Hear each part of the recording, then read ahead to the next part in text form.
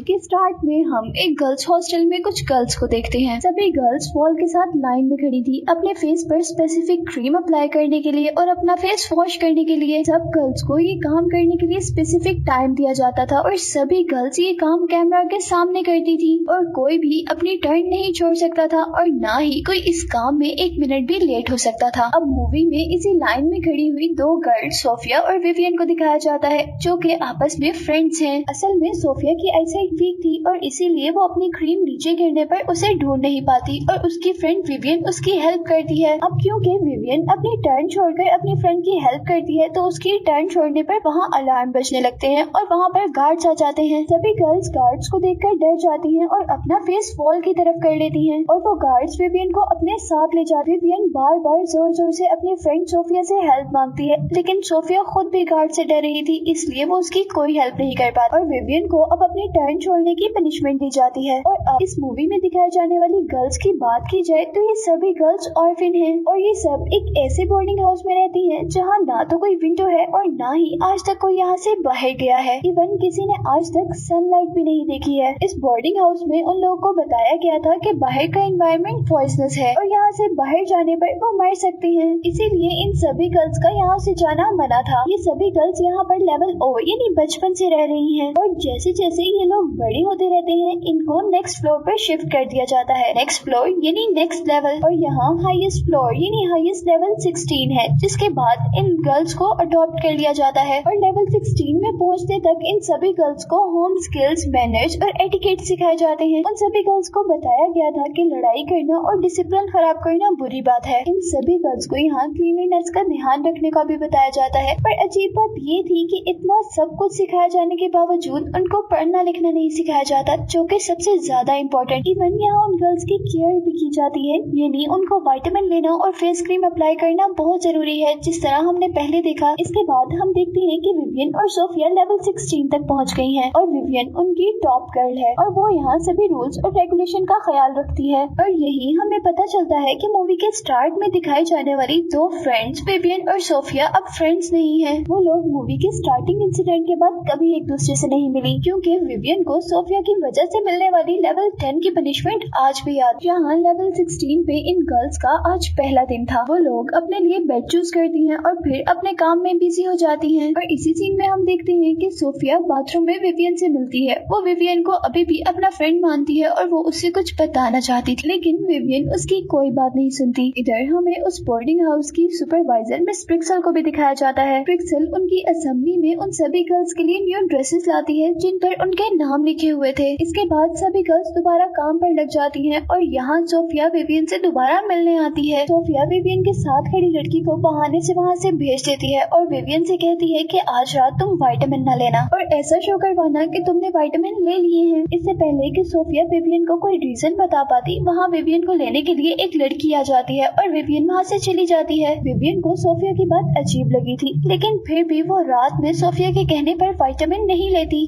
और फिर रात में सब सो जाते हैं पर विवियन और सोफिया नहीं सो पाते और फिर सोफिया विवियन को बताती है कि जो पिल्स हम लेते हैं वो कोई विटामिन नहीं है बल्कि स्लीपिंग पिल्स हैं।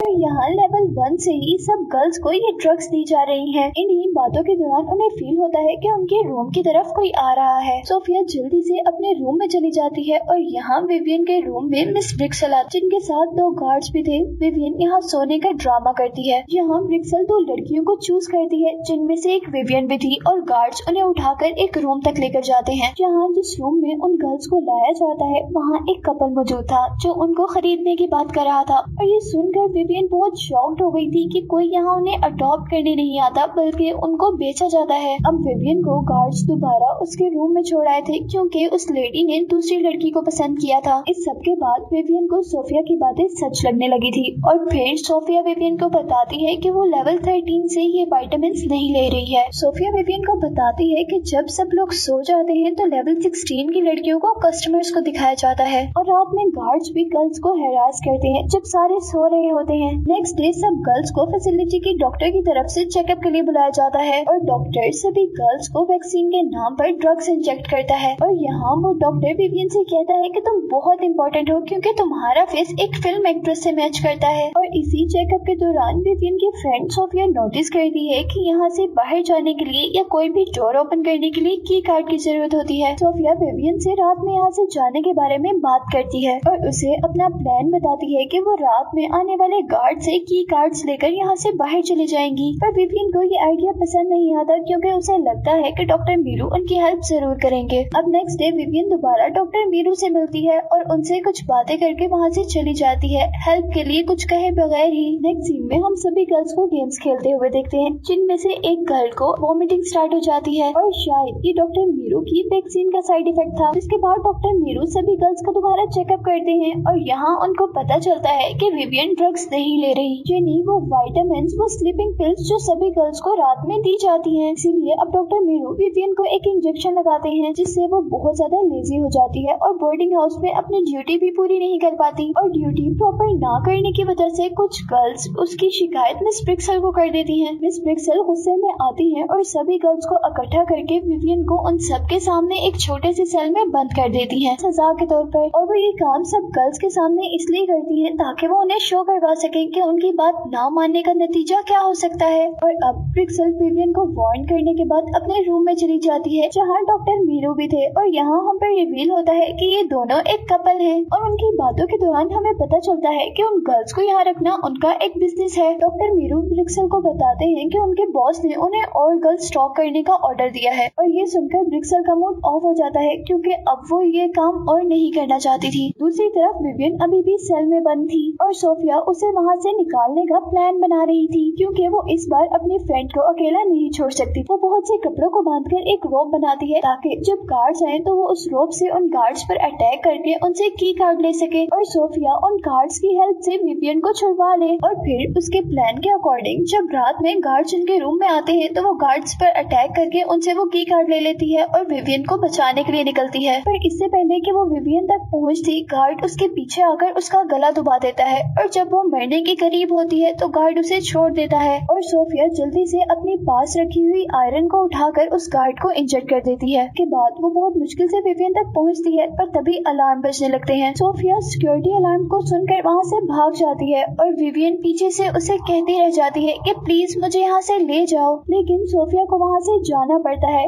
क्योंकि अगर वो कुछ देर वहाँ रुकती तो गार्ड उसे आकर पकड़ लेते। इसके बाद हम सब गर्ल्स को मिस ब्रिक्सल के साथ मीटिंग रूम में देखते हैं और यहाँ उनके साथ विवियन भी मौजूद थी और सोफिया को गार्ड्स ने पकड़ लिया था और विवियन को ब्रिक्सल उसके सेल से निकाल कर लाई थी। यहाँ इस मीटिंग रूम में डॉक्टर मीरू भी मौजूद थे और वो सबको बताते हैं कि जो आज सोफिया ने किया है वो यहाँ अलाउ नहीं है और इसकी पनिशमेंट तो उसे जरूर मिलेगी। लेकिन सोफिया ने एक की कार्ड भी चुराया है जो हमें उसके पास नहीं मिला। अगर तो वो की कार्ड उसने तुम में से किसी को दिया है तो तुम हमें वापस कर दो।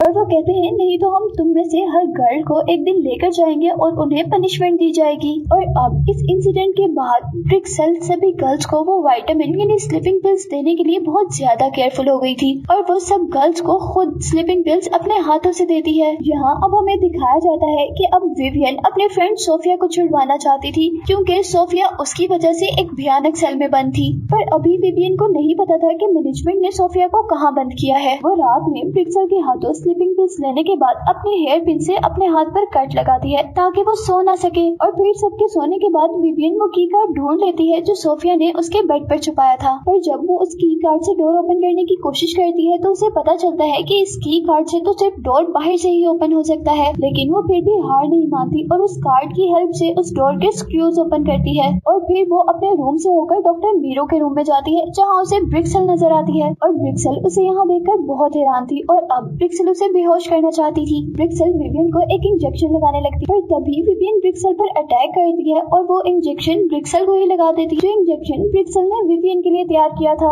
और अब विवियन उस लेजी हुई ब्रिक्सल से की कार्ड लेती है और बेसमेंट तक जाती है जहाँ उसे सोफिया मिल जाती है। पर सोफिया के दोनों हाथ बंधे हुए थे और सोफिया के हाथ खोलने के लिए वो एक सर्जिकल रूम में जाते हैं जहाँ टूल्स का यूज करते हुए विवियन सोफिया के हाथ खोलती है और यहीं पर विवियन और सोफिया को एक डेड बॉडी नजर आती है जिसके ऊपर उस लड़की का नाम लिखा हुआ था जिस लड़की को ये लोग कुछ घंटों पहले पनिशमेंट देने के लिए लेकर गए थे। सोफिया जैसे ही उस डेड बॉडी के मुंह से कपड़ा हटाती है तो वो दोनों बहुत ज्यादा डर जाती हैं क्योंकि उस लड़की के फेस पर स्किन नहीं थी और वो बहुत भयानक लग रही थी।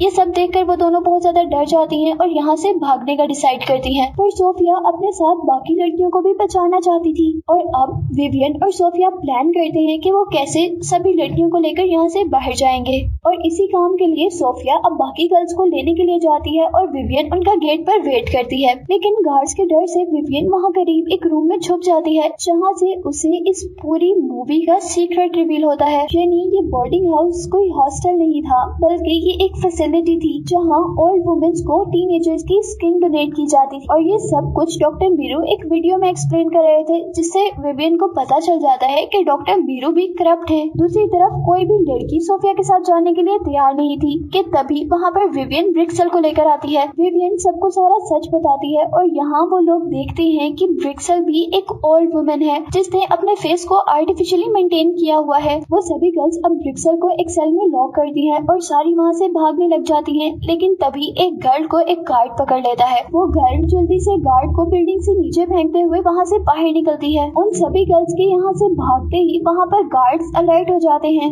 और डॉक्टर मीरू भी फैसिलिटी से बाहर निकलते हैं जहाँ उनकी नजर विवियन और सोफिया पर पड़ती है। डॉक्टर मीरू को देखते ही विवियन को वो सारी बातें याद आ जाती है कि क्यों डॉक्टर मीरू उसको सबसे स्पेशल और इम्पोर्टेंट कहते थे, क्योंकि उसकी स्किन एक टीवी एक्ट्रेस से मैच करती थी और इसीलिए उसकी स्किन बहुत वैल्यूएबल हो सकती थी। और अब विवियन डॉक्टर मीरू के सामने ही अपनी स्किन पर एक कट लगाती है जिससे उसकी स्किन अब किसी काम की नहीं रहेगी। डॉक्टर ये देखकर वहाँ से चला जाता है और नेक्स्ट मॉर्निंग उन्हें पुलिस रेस्क्यू करती है और अब वो अपनी लाइफ में पहली मर्तबा बाहर की दुनिया देखती है। इवन वो पहली मर्तबा सनलाइट और रेन देखती हैं और यहाँ पर इन्हीं सब चीजों को दिखाते हुए ये मूवी एंड हो जाती है।